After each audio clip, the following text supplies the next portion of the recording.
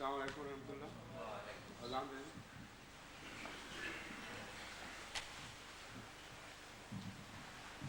اللہ اکبر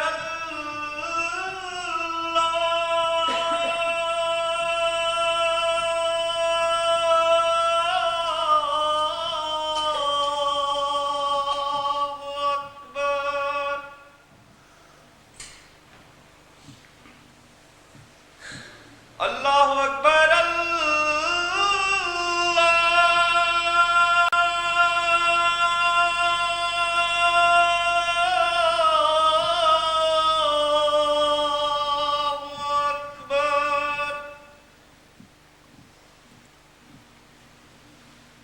اشہد ان لا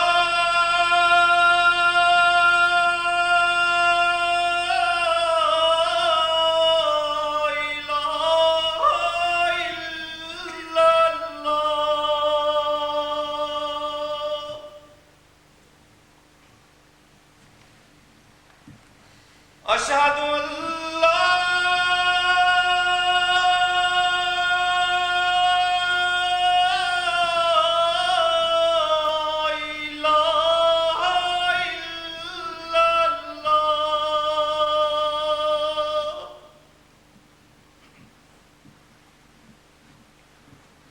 اشہد ان محمد رسول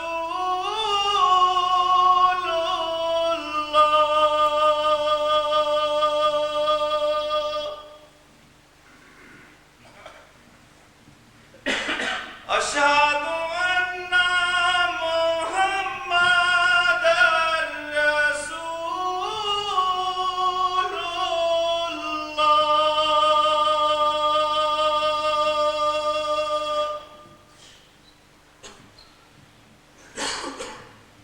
حی علی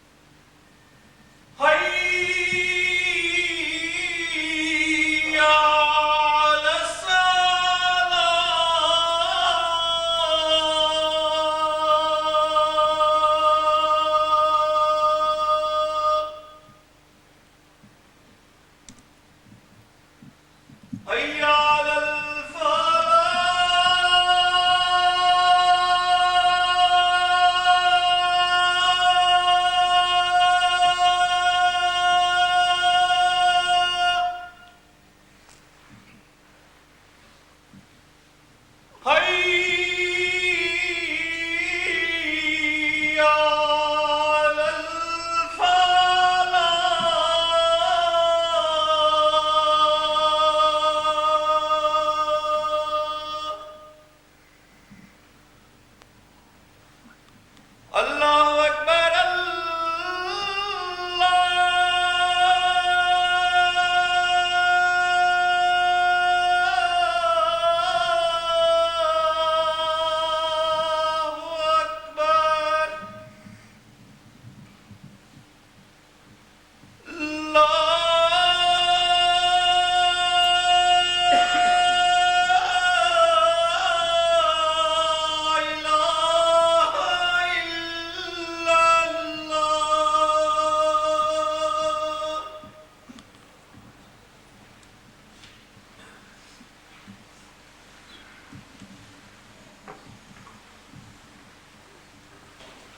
اشهد ان لا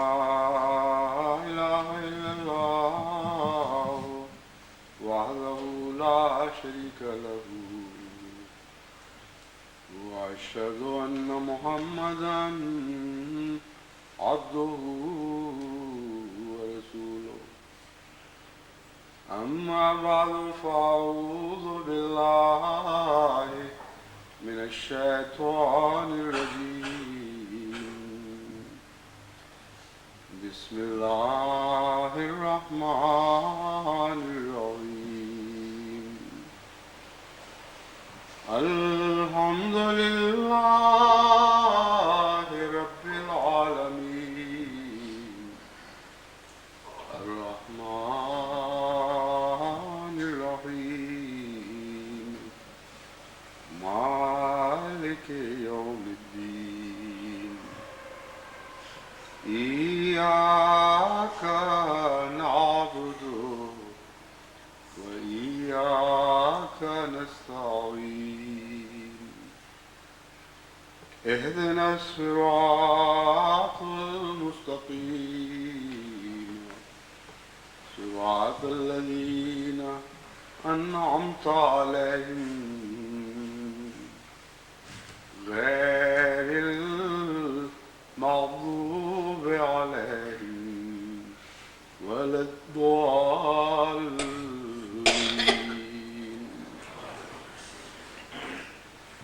گزشتہ جمعے میں نے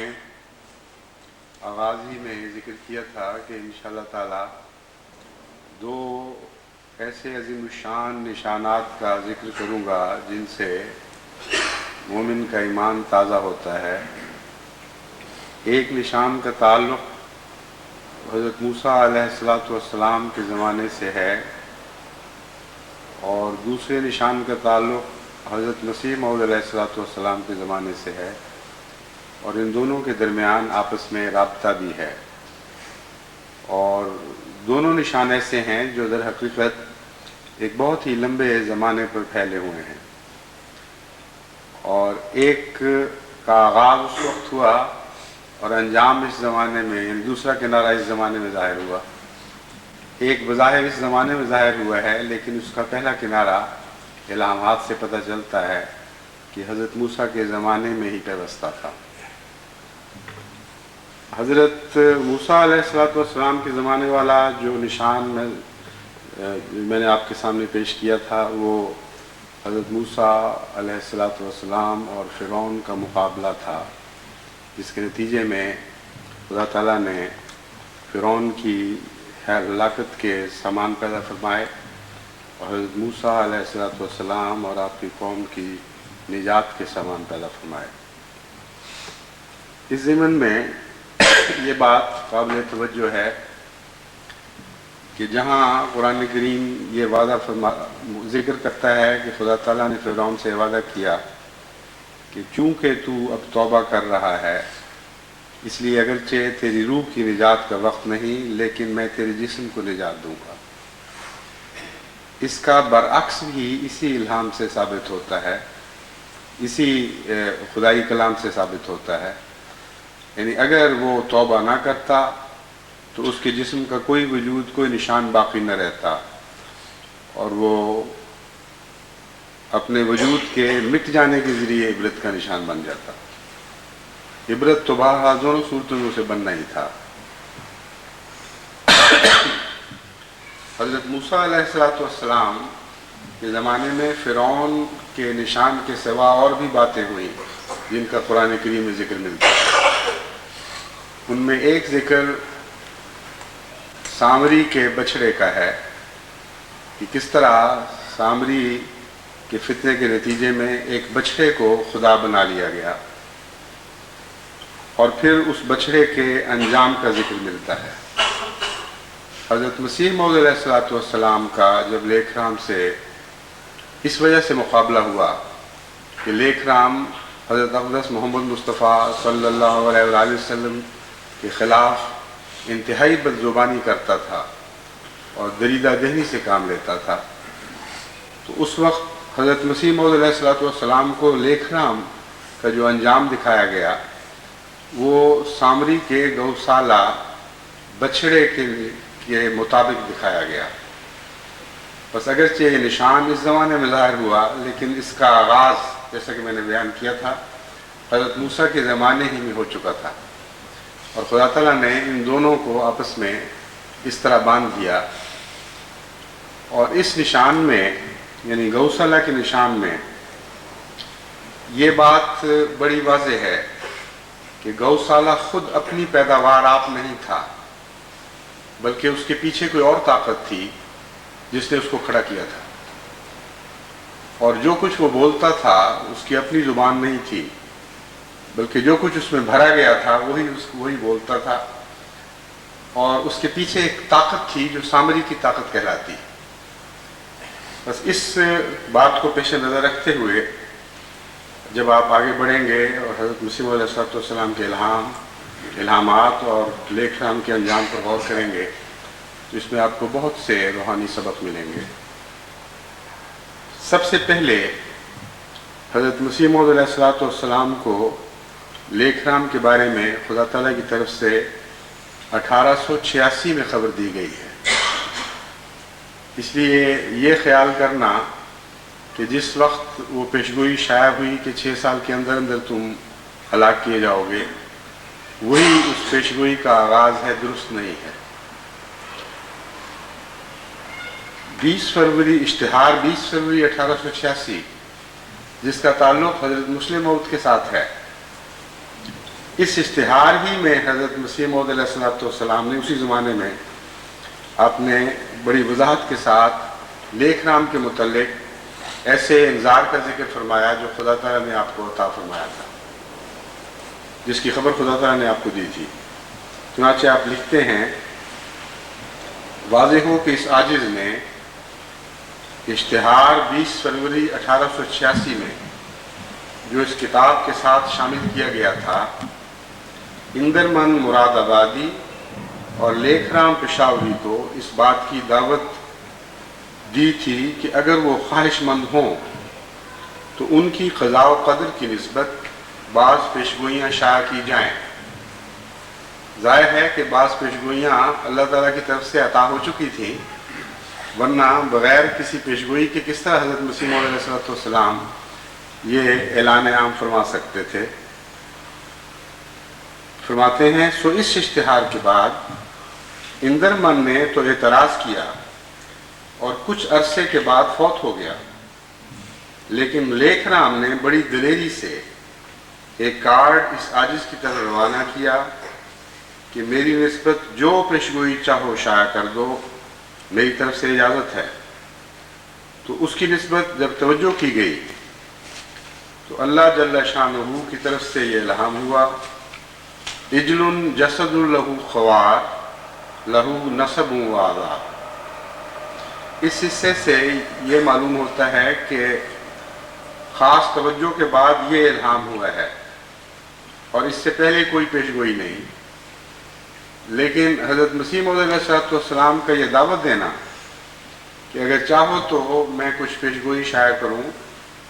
یہ صاف بتا رہا ہے کہ خدا تعالیٰ کی طرف سے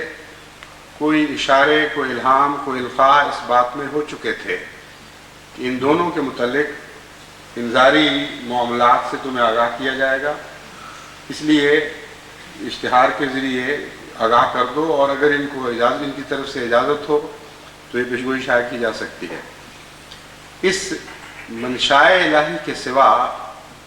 خدا تعالیٰ کے انبیاء از خود قدم نہیں اٹھایا کرتے۔ اس سے میں نے یہ نتیجہ نکالا ہے کہ کسی رنگ میں، خواہ کھلے طور پر یا اشارے کے رنگ میں، حضرت مسیح موعود علیہ السلام کو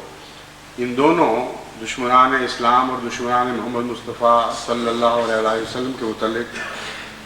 یہ اطلاع مل چکی تھی کہ خدا تعالیٰ ان کے بارے میں کوئی فیصلہ فرما چکا ہے۔ چنانچہ جب خصوصیت سے توجہ کی گئی تو الہام ہوا، اجل جسد لہو خوار لہو نصب و عذاب، یعنی یہ صرف ایک بے جان گوسالہ ہے جس کے اندر سے ایک مکروہ آواز نکل رہی ہے، اور اس کے لیے ان گستاخیوں اور بدزبانیوں کے عوض میں سزا اور رنج اور عذاب مقدر ہے جو ضرور اس کو مل کر رہے گا۔ اس کے بعد آج جو 20 فروری 1893 روز دوشنبہ ہے، اس عذاب کا وقت معلوم کرنے کے لیے توجہ کی گئی تو خداوند کریم نے مجھ پر ظاہر کیا کہ آج کی تاریخ سے جو 20 فروری 1893 ہے، 6 برس کے عرصہ تک یہ شخص اپنی بدزبانیوں کی سزا میں، یعنی ان بے ادبیوں کی سزا میں جو اس شخص نے رسول اکرم صلی اللہ علیہ وآلہ وسلم کے حق میں کی ہیں، عذاب شدید میں مبتلا ہو جائے گا۔ بس چونکہ یہاں حضور اکرم حضرت مسیح موعود علیہ السلام نے آج کی تاریخ سے جو 20 فروری 1893 ہے آغاز فرمایا ہے، اس لیے عموماً یہی سمجھا جاتا ہے کہ گویا اسی تاریخ کو لیکرام کے متعلق انذاری الہام ہوا تھا، حالانکہ اس ساری عبارت میں بات خوب کھول دی گئی ہے کہ انذاری الہام جو اجل جسد لہو خوار ہے وہ آج سے بہت پہلے ہو چکا تھا۔ آج جب وقت کے متعلق توجہ کی گئی کہ کب حالات ہوگا تو اس کے جواب میں یہ ہے، بس یہاں سے اس کا آغاز سمجھنا درست نہیں۔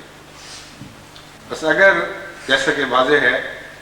اس کا آغاز اسی الہام سے لیا جائے جس کا ذکر میں نے کیا ہے، تو لیکرام کی ہلاکت 11 سال گزرنے کے بعد ہوئی ہے، اور حضرت مسیح بین ہی 11 سال پورے ہو چکتے ہیں، پھر کچھ عرصے کے بعد یعنی 1 ماہ کے کم و بیش عرصے میں لیکرام ہلاک ہوا ہے۔ بس حضرت مسیح موعود علیہ السلام کا دوسرا الہام بعد 11 انشاءاللہ ان پر اس حصے پر بھی چھپا ہوتا ہے، اور چونکہ یہ الہام اس واقعہ کے بعد کا ہے اس لیے معلوم ہوتا ہے کہ اس قسم کا ایک اور واقعہ بھی ہونے والا تھا۔ چنانچہ اس کا ثبوت کہ اس قسم کا ایک اور واقعہ ہونے والا تھا حضرت مسیح موعود علیہ السلام کی عبارت ہی سے ملتا ہے۔ آپ فرماتے ہیں آج جو 2 اپریل 1893 مطابق 14 ماہ رمضان 1301 ہے، صبح کے وقت تھوڑی سی غنودگی کی حالت میں نے دیکھا کہ میں ایک وسیع مکان میں بیٹھا ہوا ہوں اور چند دوست بھی میرے پاس موجود ہیں۔ اتنے میں ایک شخص قوی ہیکل، مہیب شکل،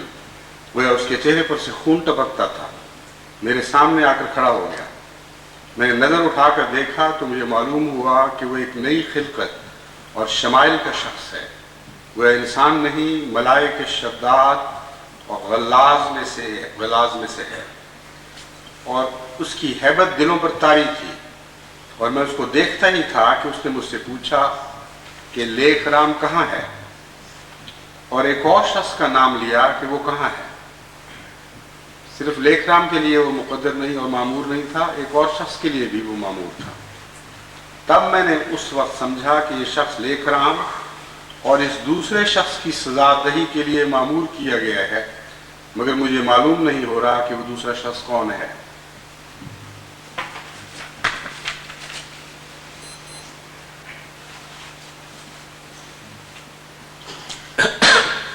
بہرحال جیسا کہ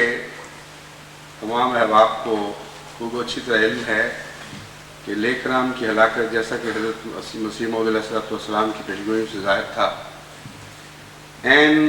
اسی طریق پر ہوئی جس طریق پر آپ کو خدا تعالیٰ نے کشفاً اور الہاماً خبریں دے رکھی تھیں۔ لیکرام کی ہلاکت اور فرعون کی ہلاکت میں دونوں میں بعض چیزیں مشترک ہیں۔ دونوں ایک لمبے عرصے تک دکھ دیتے رہے، لیکن ان کا اپنا انجام بہت تھوڑے سے عرصے میں ختم ہو گیا، یعنی دنیا میں ان کو لمبا دکھ دیکھنا نصیب نہیں ہوا۔ اس کے نتیجے میں بعض دفعہ لوگ یہ سوال کرتے ہیں کہ اتنا لمبا عرصہ انہوں نے دکھ دیا، اتنی تکلیفیں پہنچائیں اور آنن فانن اس دنیا سے رخصت ہو گئے، تو اس میں مزہ کیا آیا؟ کچھ دیر یہ تڑپتے، کچھ دیر بے چین بے قرار رہتے اس دنیا میں، ذلت اور رسوائیاں دیکھتے تو ہم سمجھتے کہ واقعی انتقام ہے۔ ایسے لوگ یہ اپنے آپ کو یا تو خدا سمجھتے ہیں کہ ہم تقدیر بناتے تو بہتر بناتے، یا وہ ان کو یہ اس بات پر ایمان ہی نہیں کہ دنیا ایک دنیا نہیں بلکہ 2 دنیایں ہیں۔ دنیا تو لفظ اسی دنیا پر اطلاق پائے گا، یوں کہنا چاہیے کہ ایک عالم نہیں 2 عالم ہیں، ایک اس دنیا کا عالم اور ایک آخرت کا عالم، اور خدا تعالیٰ کا جہاں تک تعلق ہے اس کے لیے تو ان 2 عالموں کے درمیان کوئی بھی فرق نہیں۔ جیسے ایک لکیر پھلانگ کر کوئی شخص دوسری طرف چلا جائے، اور ایک ہستی جو دونوں طرف دیکھ رہی ہو اور دونوں جگہوں پر پورا اختیار اور قدرت رکھتی ہو، اس کے جہاں تک اس کی نظر کا تعلق ہے، اس کے نظر میں کوئی بھی فرق نہیں پڑا، کوئی بھی واقعہ نہیں ہوا، لیکن کہ اس طرف ہو کوئی یا اس طرف ہو، جس کے قبضہ قدرت میں دونوں جگہیں یا دونوں میدان ہوں، اس کی نظر میں تو کوئی فرق نہیں پڑتا، لیکن ایک طرف کے لوگوں کے لیے فرق پڑ جاتا ہے۔ اس لیے خدا تعالیٰ کے نزدیک یہ ضروری نہیں ہے کہ اسی دنیا میں عذاب دیا جائے، بلکہ جہاں تک میں نے غور کیا ہے، بسا اوقات بعض نیکوں کو لمبا عرصہ اس دنیا میں دکھ اٹھانا پڑتا ہے، جس کی وجہ یہ ہے کہ قرآن کریم کی ایک آیت سے پتہ چلتا ہے کہ ہر شخص کے لیے جہنم کا نمونہ دیکھنا ضروری ہے۔ وہ جو خدا کے منکر یا گناہوں میں بہت بڑھ جاتے ہیں، ان کے لیے دوسری دنیا کی جہنم دیکھنی ضروری ہوا کرتی ہے، اور جو خدا کے پاک بندے ہیں ان کو خدا جہنم کے میں تو نہیں ڈالتا، بلکہ قرآن کریم فرماتا ہے کہ اس کی حسیس بھی نہیں سن سکیں گے، یعنی آخرت میں اس کے دور کی آواز جو ہلکی سی ہے وہ بھی وہ نہیں سن پائیں گے۔ تو ان دونوں آیتوں کا انطباق کیا جائے تو یہ معلوم ہوتا ہے کہ جہنم دوسرے معنوں میں لفظی طور پر اطلاق نہیں پاتی، بلکہ معنوی طور پر تکلیف کے معنوں میں اطلاق پاتی ہے، اور خدا کے نیک بندوں کو بعض دفعہ یہاں لمبی تکلیفیں ملتی ہیں، اور لوگ سمجھتے ہیں بعض بے وقوف اور نادان کہ اتنے نیک ہو کر اتنی تکلیفیں اٹھائیں اور پھر لمبا سکھ دیکھے بغیر دنیا سے رخصت ہو گئے، تو یہ کیا تقدیر ہے خدا کی؟ وہ یہ اس خدا کی تقدیر ہے جو دونوں عالم کا مالک ہے، جو یہاں کا بھی مالک ہے اور وہاں کا بھی مالک ہے۔ اس لیے اس جگہ سے گزر کر دوسری جگہ چلے جانا خدا تعالیٰ کے نزدیک کوئی ایسا واقعہ نہیں جس میں کوئی تبدیلی ہو گئی ہو، نہیں ایسی تبدیلی جس سے اس کے قبضہ قدرت پر فرق پڑتا ہو۔ بس اس لحاظ سے خدا تعالیٰ بعض اوقات اپنے بندوں کو اس دنیا میں تکلیف یا معمولی تکلیف کہنا چاہیے پہنچنے دیتا ہے، تاکہ ان کے گناہوں کا کفارہ ہو جائے، اور آخرت میں پھر ان سے کوئی بات پوچھ نہ ہو۔ یہ مضمون میں اپنی طرف سے بیان نہیں کر رہا، حضرت اقدس محمد مصطفیٰ صلی اللہ علیہ وآلہ وسلم نے ہمیں سمجھایا ہے۔ آپ نے فرمایا کہ اس دنیا میں مومن کو ایک کانٹا بھی چبھ جائے تو اس کے لیے بھی جزا مقدر ہے، اور یہاں کی تکلیفیں مومن کے لیے اس کے خطاؤں کے جھڑنے کا موجب بن جاتی ہے، یعنی جہاں تک گناہ اور سزا کا معاملہ ہے، مومن کی تکلیفیں اس کے گناہ جھاڑنے اور سزائیں دور کرنے کے موجب بن جاتی ہیں۔ اس وسیع مضمون کو پیش نظر رکھتے ہوئے یہ توقع رکھنی کہ خدا تعالیٰ ہر نبی کے ہر دشمن کو دنیا میں لمبا عذاب دے کر گویا اس کے نتیجے میں یہ ثابت کرے گا کہ یہ ہمارے ہاتھ سے نکل نہیں سکے، بالکل غیر معقول بات ہے، اور تاریخی طور پر قطعاً غلط ثابت ہوتی ہے۔ ابو جہل نے حضرت اقدس محمد مصطفیٰ صلی اللہ علیہ وآلہ وسلم کو کتنے دکھ دیے، اور آنن فانن چند ثانیے میں ہی وہ اس دنیا سے رخصت ہوا۔ اسی طرح اور بہت سے ایسے تاریخی واقعات آپ کو ملیں گے جہاں انبیاء کو دکھ دینے والوں نے ایک لمبا زمانہ دکھ دینے کا پایا، لیکن اس دنیا سے وہ بغیر کوئی خاص دکھ دیکھے ہوئے رخصت ہو گئے۔ بس اس لیے اس وقت کے نادان بھی، میں سمجھتا ہوں فرعون کے زمانے کے نادان بھی شاید یہ سوچتے ہوں کہ یہ کیا ہوا، اتنا لمبا عرصہ تکلیفیں دی گئی، بلکہ کئی نسلوں سے حضرت موسیٰ کی قوم کو تکلیفیں دی جا رہی تھیں، اور چند لمحے کے غرقابی کے سوائے اس کو اور کوئی دکھ نہیں پہنچا۔ تو یہ ناسمجھی کی باتیں ہیں، خدا کی تقدیر کے معاملوں کو کہ فہم سے عاری لوگ ایسی باتیں کر سکتے ہیں۔ دوسرا پہلو دونوں کے درمیان یہ ہے کہ مشترک کہ فرعون کو بھی اپنی موت کے بعد بڑی شان و شوکت نصیب ہوئی، اور آج تک اس کی شان و شوکت کے آثار دنیا میں باقی ہیں، اور لیکھ رام کو بھی اپنی ہلاکت کے بعد بہت شان و شوکت نصیب ہوئی، لیکن جو بنیادی فرق ایک اور ہے وہ یہ ہے کہ فرعون کی لاش محفوظ رکھی گئی کیونکہ اس کو توبہ کا وقت ملا، اور یعنی ایک رنگ میں توبہ کی توفیق ملی، لیکن لیک رام کی لاش محفوظ نہیں رکھی گئی، اسی لیے اس سے فرعون کے مشابہ قرار دینے کی بجائے گوسالہ سامری کے گوسالہ کے مشابہ قرار دیا گیا، کیونکہ سامری کے بچڑے کے ساتھ جو سلوک ہوا وہ یہ تھا کہ حضرت موسیٰ علیہ السلام کے ہاتھوں خدا تعالیٰ نے اس کا ریزہ کروایا اور آگ میں جلا دیا گیا۔ بس یہ انجام چونکہ موسیٰ کے فرعون کے انجام سے مختلف تھا، اس لیے سامری کے بچڑے کے لفظ کی تشبیہ سامنے رکھ کر حضرت مسیح موعود علیہ السلام کو لیک رام کے انجام سے آگاہ فرما دیا گیا۔ اور جیسا کہ آپ جانتے ہیں ہندو ویسے ہی اپنی لاشیں جلاتے ہیں، اور چونکہ وہ تلوار سے کاٹا گیا اس لیے اس کے بعد وہ جب جلا دیا گیا تو اس کی خاک ریزہ ہو گئی، اس کی راکھ ریزہ ہو کر دریا میں بہا دی گئی، اور بین ہی یہی سلوک سامری کے بچڑے سے ہوا تھا۔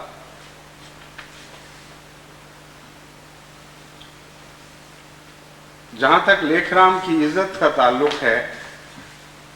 حضرت مسیح موعود علیہ السلام کے زمانے میں بھی لوگوں نے اس قسم کی باتیں کی ہیں، اور معلوم یہ ہوتا ہے کہ وہ باتیں حضرت مسیح موعود علیہ السلام کو پہنچی بھی ہیں۔ لوگ یہ سمجھتے تھے کہ اتنا بڑا نشان ظاہر ہوا ہے، اس لیے اس کی موت کے ساتھ اس کی ساری عزت اس رنگ میں خاک میں مل جائے گی کہ اس کی قوم اس کو چھوڑ دے گی۔ حضرت مسیح موعود علیہ السلام کے الہام میں جو گوسالہ بچڑے کا ذکر فرمایا گیا اس کو تو خدا کے سوا معبود بنایا گیا تھا، اس کی تو پوجا کی گئی تھی، اس لیے یہ تو اسی رنگ میں پورا ہو سکتا تھا کہ اس کو بھی بہت بڑا مرتبہ دیا جاتا اور بہت بڑا مقام دیا جاتا، نہ کہ اس کو ذلیل اور رسوا کر کے پھینک دیا جاتا۔ چنانچہ حضرت موسیٰ کی قوم میں اس واقعہ کے بعد بھی سامری کے شرک کے لگائے ہوئے پودے نے مختلف وقتوں میں اپنی شاخیں پھیلائی ہیں، اور لمبے عرصے تک سامریت کا اثر حضرت موسیٰ کی قوم میں جاری باقی رہا، اور حضرت موسیٰ کے لیے دکھ اور تکلیف کا موجب بنتا رہا۔ بس اس پہلو سے جب ہم لیک رام کے انجام کو دیکھتے ہیں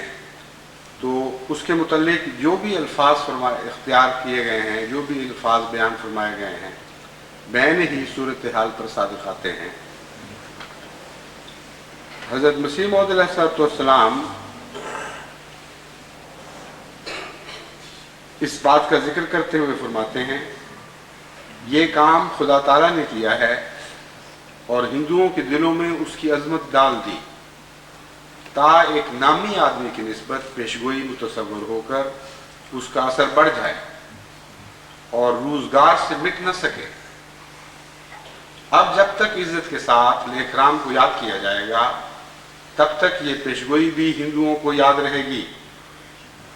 غرض لیک رام کو عزت کے ساتھ یاد کرنا پیشگوئی کی قدر و منزلت کو بڑھاتا ہے۔ اگر پیشگوئی کسی چوڑے چمار اور نہایت ذلیل انسان کی نسبت ہوتی تو کیا قدر ہوتی؟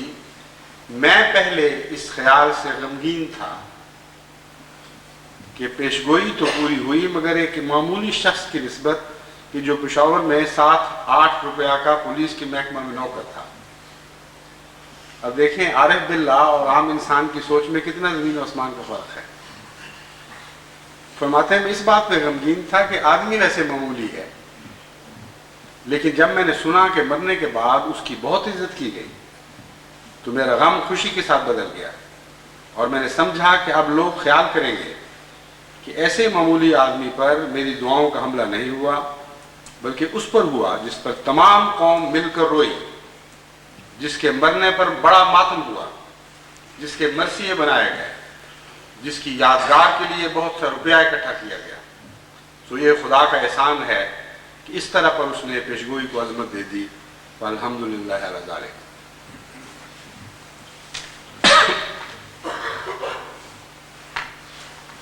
آریوں نے جو لیکھ رام کی موت پر ماتم کیا ہے اس کا ذکر حضرت مسیح موعود علیہ السلام اپنے اشعار میں بھی کرتے ہیں. فرماتے ہیں جس کی دعا سے آخر لیکھو گرا تھا کٹ کر یا لیکھو مرا تھا کٹ کر، ماتم پڑا تھا گھر گھر، وہ میرزا یہی ہے. لیکھ رام کو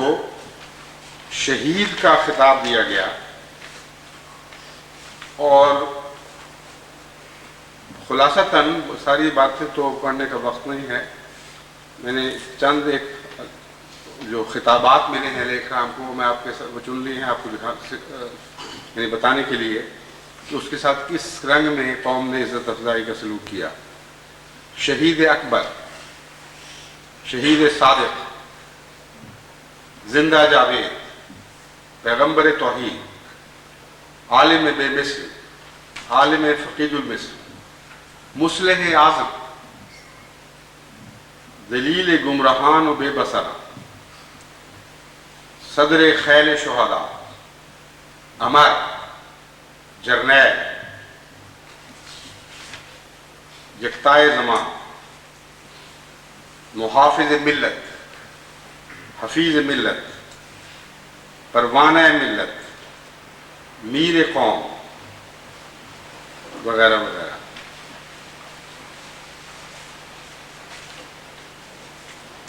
پھر آریہ مسافر لاہور کا شہید نمبر لکھتا ہے: آریہ بھائیو، آؤ ہم اپنے شہیدوں کی یاد کو تازہ رکھیں، ان کی یہ جاری کردہ کام کو پایہ تکمیل تک پہنچائیں، ان کے مشن کو پورا کر کے ان کی وصیت پر دل و جان سے عمل کریں. مشن کو پورا کرنا بھی یعنی لیکھ رام کے مشن کو پورا کرنا بھی قوم نے بعد میں یعنی ان کے ساتھ تعلق رکھنے والی قوم نے اپنا فریضہ بنا لیا تھا اور اپنے شعار میں اس بات کو داخل کر لیا تھا. پھر لکھتے ہیں: ہم پر یہ فرض عائد ہوتا ہے کہ اپنے محسن سے عقیدت کا ثبوت دیں، زبان سے نہیں بلکہ عمل سے ان کے مشن کو پایہ تکمیل تک پہنچائیں. پھر یہ بھی فیصلہ ہوا کہ ان کی یاد میں ایک میموریل قائم کیا جائے. پنڈت جی کی یادگار میں ایک میموریل بھی کھولا گیا اور اس میں 30,000 کے لگ بھگ روپیہ بھی فراہم ہوا تھا، مگر افسوس ہے کہ اس فنڈ سے اس قدر استفادہ نہیں اٹھایا گیا جیسے کہ پنڈت جی کی آشا تھی. میرا مطلب یہ ہے کہ پنڈت جی کی یادگار میں ایک جدا محکمہ ہونا چاہیے تھا جس کا کام تمام مذاہب کے حملہ جات، ان کی کتابوں اور اعتراضوں کے جواب دیے جاتے. یہ ایک محکمہ ویدک علم و ادب پر مختلف قسم کی کتب تحریر کرنے اور ان کے ترجمے شائع کرنے کا کام کرتا. آریہ مسافر، مارچ 1932. بہرحال لیکھ رام کی بہت عزت افزائی کی گئی، بہت کچھ اس کا ماتم کیا گیا، اور بعض لوگوں نے ظلم کی راہ سے حضرت مسیح موعود علیہ السلام کے متعلق یہ لکھا، اگرچہ رپورٹ میں ایسا کوئی واقعہ درج نہیں کیا گیا، مگر یہ لکھا کہ مرزا صاحب یہ کہا کرتے تھے کھلم کھلا کہ یہ شخص ہلاک ہوگا اور قتل کیا جائے گا، اس لیے لازماً اس میں ان کا ہاتھ ہے. لیکن جہاں تک حضرت مسیح موعود علیہ السلام کے قلبی جذبات کا تعلق ہے، جماعت احمدیہ کو یہ پیش نظر رکھنا چاہیے ایک صاف دل، پاک دل انسان کے لیے ایسے موقعوں پر کس قسم کا رد عمل ظاہر کرنا چاہیے. اس کا نمونہ حضرت مسیح موعود علیہ السلام کی قلبی کیفیات میں ہمیں ملتا ہے. آپ فرماتے ہیں: اگرچہ انسانی ہمدردی کی روح سے ہمیں افسوس ہے کہ اس کی موت ایک سخت مصیبت اور آفت اور ناگہانی حادثے کے طور پر عین جوانی کے عالم میں ہوئی، لیکن دوسرے پہلو کی روح سے ہم خدا تعالیٰ کا شکر کرتے ہیں جو اس کے منہ کی باتیں آج پوری ہو گئی. ہمیں قسم ہے اس خدا کی جو ہمارے دل کو جانتا ہے کہ اگر وہ یا کوئی اور کسی خطرہ موت میں مبتلا ہوتا اور ہماری ہمدردی سے وہ بچ سکتا تو ہم کبھی فرق نہ کرتے۔ بس یہ وہ روح ہے جو زندہ رہنے والی اور زندہ رکھنے کے لائق اور زندہ رکھنے کے لیے ضروری روح ہے۔ ایسی روح ہے جو زندہ ہے، ہمیشہ انبیاء اور پاکیزہ لوگوں کی صورت میں زندہ رہے گی، زندہ رہنے کے لائق ہے اور زندہ رکھنے کی صلاحیت رکھتی ہے۔ مردوں کو زندہ کرنے والی روح ہے،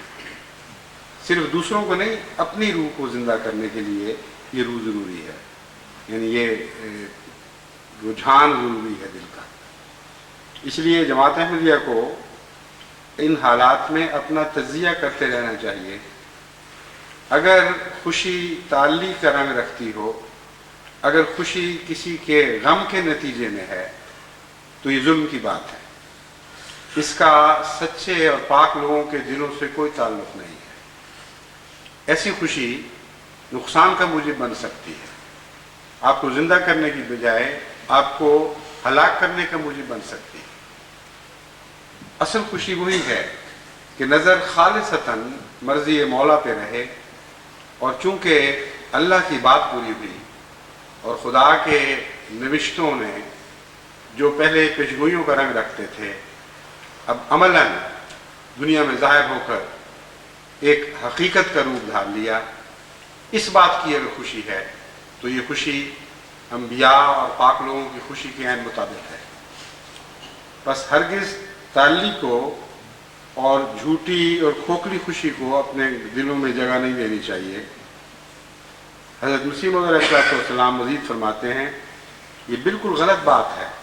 کہ لیکھ رام سے مجھ کو کوئی ذاتی عداوت ہے، مجھ کو ذاتی اور کسی سے بھی عداوت نہیں، بلکہ اس شخص نے سچائی سے دشمنی کی اور ایک ایسے کامل اور مقدس کو جو تمام سچائیوں کو چشمہ تھا توہین سے یاد کیا۔ اس لیے خدا تعالیٰ نے چاہا کہ اپنے ایک پیارے کی دنیا میں عزت ظاہر کرے، اور یہ حضرت مسیح موعود علیہ السلام کا آن حضرت صلی اللہ علیہ وآلہ سے عشق تھا جس نے آپ کو شدید غم میں مبتلا رکھا۔ جب بھی حضرت اقدس محمد مصطفیٰ صلی اللہ علیہ وسلم کی گستاخی ہوتی تھی تو آپ کا دل کٹتا تھا، اور اسی اندرونی دل کے ٹکڑے ٹکڑے ہونے کا مظہر وہ عذاب بنا ہے جس نے اس دشمن کے ٹکڑے کیے جو حضرت مسیح موعود علیہ السلام کے دل کے ٹکڑے کرتا تھا اور آپ کے محبوب کے خلاف گستاخی کی زبان کھولا کرتا تھا۔ ان دونوں باتوں کا گہرا تعلق ہے، ورنہ خدا کے انبیاء اور خدا کے پیاروں کو اور بھی لوگ گالیاں دیا کرتے ہیں اور ان کے ساتھ دنیا میں ویسا سلوک نہیں ہوتا۔ ہاں، حضرت صلی اللہ علیہ وآلہ وسلم کو گالیاں دینے والوں میں سے صرف یہ ایک فرعون نہیں، یہ لیکھ رام ہی نہیں تھا، بلکہ مغربی دنیا میں بھی کثرت سے آپ کو گالیاں دینے والے پیدا ہوئے جنہوں نے بہت گستاخی کے رنگ میں بڑھ بڑھ کر باتیں کی ہیں، لیکن ان میں سے ہر ایک کے ساتھ دنیا میں یہ سلوک نہیں ہوا۔ لیکن حضرت مسیح موعود علیہ السلام کے زمانے میں ایک لیکھ رام تھا جو ایسے عاشق محمد مصطفیٰ کے زمانے میں پیدا ہوا جس کا دل اس غم کو برداشت نہیں کر سکتا تھا، اور ایک ڈوئی تھا، اس کے ساتھ بھی ایسا ہی معاملہ کیا گیا، حالانکہ عیسائی دنیا میں اس سے پہلے ہزاروں ایسے بدزبان اور بدتمیز لوگ تھے جنہوں نے حضرت اقدس محمد مصطفیٰ صلی اللہ علیہ وآلہ وسلم کے خلاف دشنام ترازی سے کام لیا ہے، گالیاں دی ہیں۔ بس ان دونوں باتوں کا گہرا تعلق ہے۔ یہ ایک دکھے ہوئے دل کی آواز ہے جو بعض دفعہ خدا کی تقدیر کو حرکت میں لاتی ہے، اور وہ تقدیر پھر عذاب کی صورت میں دشمنوں پر پڑتی ہے۔ بس اس روح کو اگر آپ قائم رکھیں تو ہمیشہ کسی کی نفرت نہیں بلکہ کسی کی محبت موجے دکھایا کرے گی، اور خدا کے مقدس بندوں کی محبت ہی دراصل حقیقی موجزہ ہے۔ اس میں کسی انسان کی بڑائی کا کسی دعا کرنے والے کی بڑائی کا اتنا تعلق نہیں جتنا اس محبت کا تعلق ہے جو اس کو کسی مقدس سے ہے۔ حضرت مسیح موعود علیہ السلام کے ہاتھ پر یہ معجزہ جو دکھایا گیا ہے یہ اس عشق کے نتیجے میں ہے جو آپ کو حضرت محمد مصطفیٰ صلی اللہ علیہ وسلم نے. بس آج بھی جب لوگ کہتے ہیں کہ فلاں جب گالیاں دیتا ہے ہمارا دل کٹتا ہے، حضرت مسیح موعود علیہ الصلوۃ والسلام کے خلاف بکواس کرتا ہے، بدزبانی کرتا ہے تو ہمارا دل کٹتا ہے، تو بسا اوقات مختلف رنگ کے نظارے ظاہر ہوتے ہیں. بعض لوگوں کے دل ان کے کہنے کے مطابق کٹتا تو ہے، لیکن اس مخالف پر خدا کی کوئی پکڑ ظاہر نہیں ہوتی. اور بعض لوگ لکھتے ہیں کہ ادھر ہمارے دل سے ایک دعا بلند ہوئی ہے، ایک بے قرار چیخ نکلی ہے کہ اے خدا اس شخص نے ظلم کی حد کر دی ہے، یہ ایسی ایسی زبان درازیاں کر رہا ہے، اور چند دن کے اندر اندر وہ شخص حیرت انگیز طور پر ہلاک ہو گیا. اور بعض دفعہ اس کے منہ سے نکلی ہوئی بات کے نتیجے میں ہلاک ہوا ہے، ان دنوں میں ہلاک ہوا جن دنوں میں آپس میں ان کا معاملہ طے ہوا کہ جو بھی جھوٹا ہے اس عرصے کے اندر اندر ہلاک ہو جائے. تو یہ مختلف قسم کے واقعات رونما ہوتے ہیں. یاد رکھیں یہ اتفاقی حادثات نہیں ہیں، یہ دل کی صداقت ہے جو بعض دفعہ موزے دکھاتی ہے، اور بعض دفعہ وہ دل کی صداقت میں کوئی کمزوری رہ جاتی ہے، اور بعض اور عوامل اس پر اثر انداز ہو جاتے ہیں. ورنہ حقیقت یہ ہے کہ خدا کے کسی مقدس اور برگزیدہ سے آپ کو سچا عشق ہو اور اس کے خلاف گستاخیوں کے نتیجے میں آپ کا دل حقیقتاً کٹ رہا ہو اور زندگی ایک عذاب بن رہی، تو ہو نہیں سکتا کہ خدا کی غیرت اس وقت ایک غیر معمولی جوش اور غضب کے ساتھ بیدار نہ ہو اور اپنے کرشمے نہ دکھائے. یہ بیان کرنے کے بعد میں آخری ایک نصیحت یہ جماعت کو کرنا چاہتا ہوں کہ یہ جو الہامات ہیں حضرت مسیح موعود علیہ الصلوۃ والسلام کے کہ تیرے زمانے میں موسیٰ کے زمانے کے حالات پیدا ہوں گے، اس میں مخاطب حضرت مسیح موعود علیہ الصلوۃ والسلام ہے. اس لیے یہ خواہ حضرت مسیح موعود علیہ الصلوۃ والسلام کے وصال کے بعد واقعات ہوں، ان کا تعلق حضرت مسیح موعود علیہ السلام سے ہے. اس بات کو خوب اچھی طرح یاد رکھیں. اور آپ ہی کی جو قدر اللہ کے دل میں تھی اس کے نتیجے میں ان واقعات میں رونما ہونا تھا. دوسری بات ایک انذار کا رنگ رکھتی ہے، اور جماعت کو استغفار کرتے ہوئے دعا میں ہمیشہ مشغول رہنا چاہیے کہ اللہ تعالیٰ اس انذاری پہلو کو ہمارے وقت میں پورا نہ فرمائے، اور اگر ہم سے کوئی کوتاہیاں ہو بھی گئی ہیں تو ان بلاؤں کو ہم سے ٹال دیں. موسیٰ کے وقت میں ایسے بھی واقعات ہوئے جس سے خود موسیٰ کو تکلیف پہنچی اور اپنی قوم سے تکلیف پہنچی. ایک گوسالے کو خدا بنا لینا، بچڑے کو خدا بنا لینا، اس کے اندر میں نے جب غور کیا تو دو باتیں ایسی ہیں جن کی طرف میں جماعت کو خاص طور سے متوجہ کرنا چاہتا ہوں. اس بچڑے کی عظمت ان لوگوں کے دلوں میں تھی جن کے دل میں دنیا کی وجاہت اور سونے اور چاندی اور دولتوں کی عظمت تھی.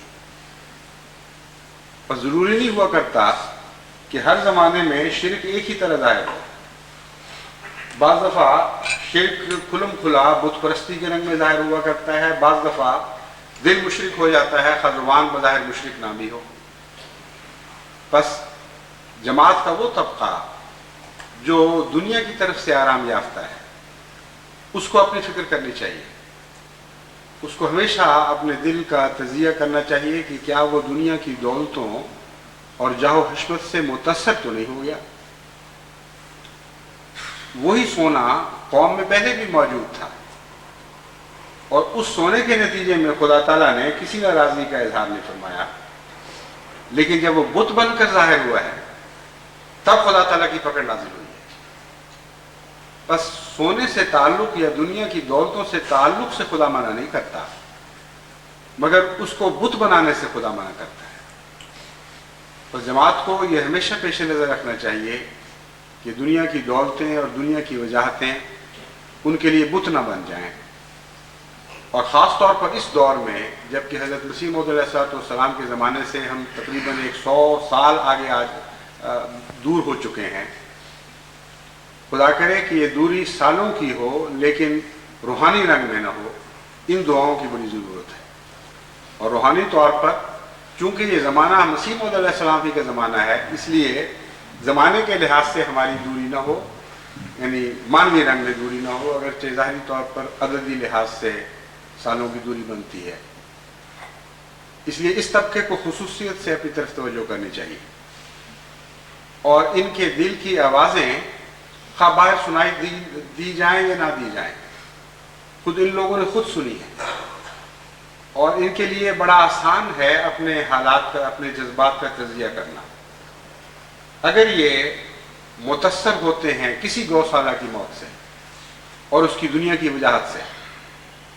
تو ان کے دل میں وہ شرک پیدا ہو چکا ہے جس کا ذکر قرآن کریم میں ملتا ہے اور حضرت مسیح موعود علیہ السلام کے الہام میں تمثیلاً بیان کیا گیا ہے۔ اور اگر یہ دنیا کی وجاہتوں سے متاثر ہو جاتے ہیں اور اسی قسم کے خیالات دل میں لانے لگتے ہیں کہ اللہ تعالیٰ نے تو بڑی شوقت دی ہے، اللہ تعالیٰ نے تو بڑی عظمت دی ہے، تو اسی حد تک وہ سمجھیں کہ ان کا اپنا مقام خدا کی نظر میں گرتا چلا جاتا ہے۔ عظمت وہی ہے جو خدا دیتا ہے، جو اس کے پیار کے نتیجے میں ملتی ہے۔ وہ عظمت نہیں ہوا کرتی جو خدا تعالیٰ کی طرف سے وعید کے نتیجے میں ملتی ہے۔ بس ان دو عظمتوں میں زمین اور آسمان کا فرق ہے۔ ایک عظمت وہ ہے جو خدا کا وعید ظاہر ہوتا ہے اور کھل کر ظاہر ہوتا ہے، جیسے فرعون کے حق میں ظاہر ہوا، جیسے لیکرام کے حق میں ظاہر ہوا۔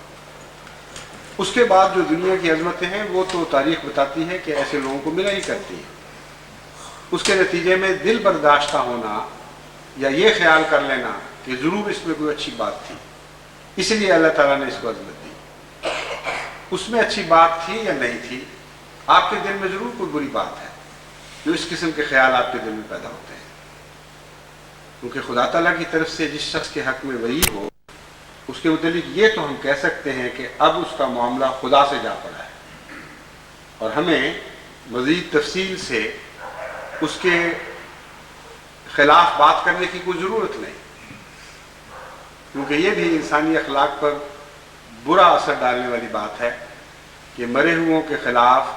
انسان بے وجہ لمبی ایسی باتیں کرے جو ان کی برائیوں کو اچھال کر دنیا کے سامنے پیش کرنے والی ہو۔ حضرت مسیح موعود علیہ السلام کو ایک اسی مضمون کا اعلان ہوا کہ اب اس کا لیکھا خدا سے جا پڑا ہے۔ غالباً پنجابی کا اعلان ہے کہ اب تیرے دشمن کا لیکھا خدا سے جا پڑا ہے، جس کا مطلب یہی ہے کہ جب خدا نے اپنی تقدیر کو ظاہر فرما دیا ہے تو بے وجہ ان بحثوں میں نہیں الجھنا چاہیے۔ یہ بھی ایک ایسی وقت کی ضرورت ہے جسے آپ کو پیش نظر رکھنا چاہیے، کیونکہ مجھے بعض خطوں سے پتہ چل رہا ہے کہ بعض احمدی بے وجہ دوسروں سے الجھتے ہیں اور ایسی باتیں کرتے ہیں جو دل آزاری کا موجب بنتی ہیں۔ خدا تعالیٰ کی قدرت کے اظہار کے نتیجے میں حمد اور شکر کا مقام تو ہے، لیکن اس رنگ میں باتیں کرنا مناسب نہیں جس سے کسی کی دل آزاری ہو۔ حضرت اقدس محمد مصطفیٰ صلی اللہ علیہ وآلہ وسلم کے زمانے کا فرعون اور آپ کے زمانے کا لیکرام ابو جہل تھا، اور آپ کے دل کی عظمت دیکھیے کہ جب حضرت اکرمہ نے، جو بعد میں حضرت کہلائے، آن علیہ وسلم کی بیعت کے بعد آن حضرت صلی اللہ علیہ وآلہ وسلم سے یہ شکایت کی کہ یا رسول اللہ، لوگ مجھے میرے باپ کا طعنہ دیتے ہیں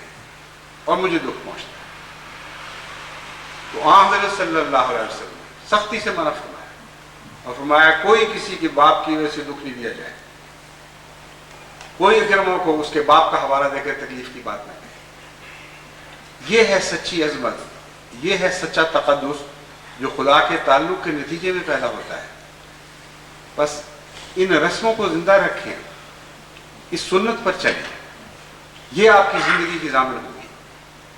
چند فخریہ رنگ میں باتیں کر لینا ہمارے لیے کوئی کام نہیں آئے گا، ہمیں کوئی فائدہ نہیں دے گا، لیکن حضرت رسول اکرم صلی اللہ علیہ وآلہ وسلم کی سنت پر اگر ہم عمل پیرا ہوں گے تو وہ اس میں ہمارے لیے بہت ہی برکتیں ہیں۔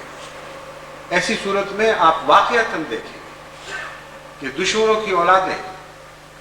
اپنے باپوں کی طرف منسوب ہونا چھوڑ دیں، وہ حسرت سے یاد کریں گی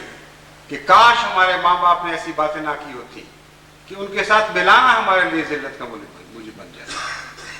اور وہ اپنے آپ کو حضرت صلی اللہ علیہ وآلہ وسلم اور حضرت محمد مسیح موعود علیہ السلام عاشق محمد مصطفیٰ صلی اللہ علیہ وآلہ وسلم کے ساتھ منسوب کرنا ہی فخر کا موجب سمجھیں گے. بس سنت میں عظمتیں ہیں، سنت میں دائمی فوائد ہیں، اس دنیا میں بھی اور اس دنیا میں بھی. اس لیے ایسے نازک وقتوں میں جس سے جماعت آج کل گزر رہی ہے، اپنے قدم پھونک پھونک کر رکھیں، وہ باتیں کریں جو خدا کے نزدیک پسندیدہ ہوں، اور خدا کے نزدیک وہی پسندیدہ باتیں ہیں جو حضرت محمد مصطفیٰ صلی اللہ علیہ وآلہ وسلم فرمایا کرتے تھے.